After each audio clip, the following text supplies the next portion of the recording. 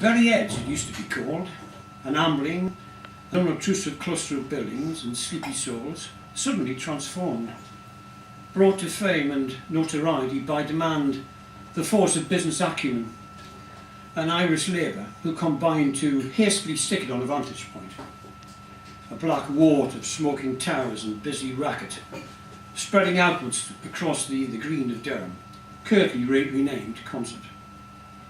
In my day, the whole town brooded, slept with one eye open, watching and uneasy, exuding its sounds and smells, and though it was an irritating place really, half Victorian, half pitmatic, with just enough modern architecture to put it out of place, stupid, I loved it.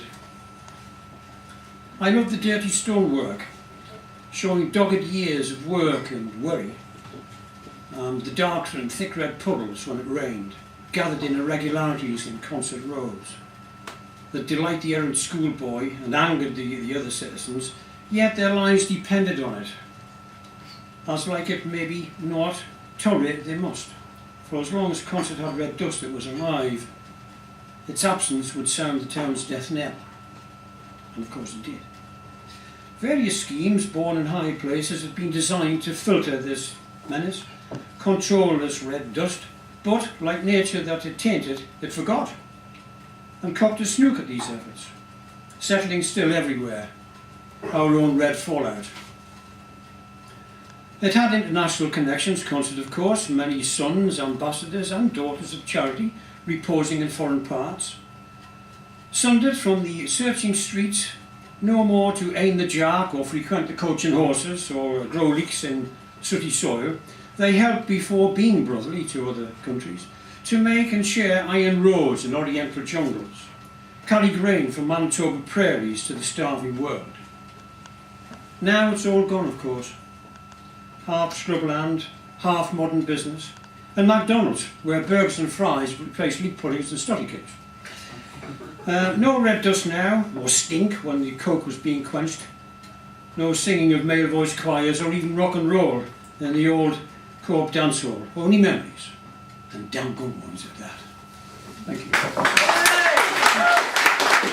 The rain abates, and rays of prying light steal through the startled branches, splashing all with a silvery sheen and mystery. Rejected needles heap the paths, form patterns where the ice still lurks in runnels, starved by hungry creatures on some midwinter hunt. 20 yards away, invisible among the dead bracken and fallen logs, a stream beneath its icy skin begins to swell and gurgle, and a hawk, sparse in winter plumage, hovers, pinned against the azure sky, scanning the stirring woods. A silent warmth pervades the placid air. See how the scented steam drifts and fades, trembling cobwebs and early fronds, while trees, like soldiers on parade, stand fresh and fair, each a brother to each other, living, aware. Thank you. Stark against the skyline juts a black finger, a cluster of odd shapes, common enough in the Lead Dales, an essential part of the scheme.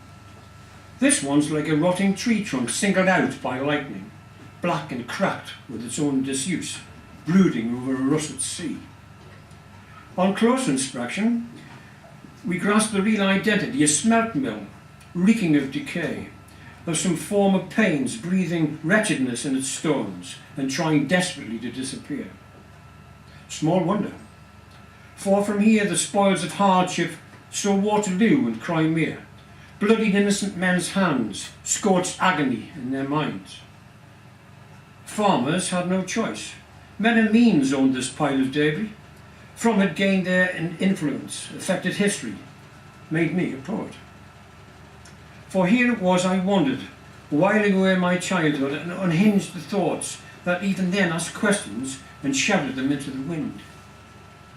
Now the words echo again, swarm before my eyes and beat upon my brain. Curse these 6 satanic runes, blotching my country's skin.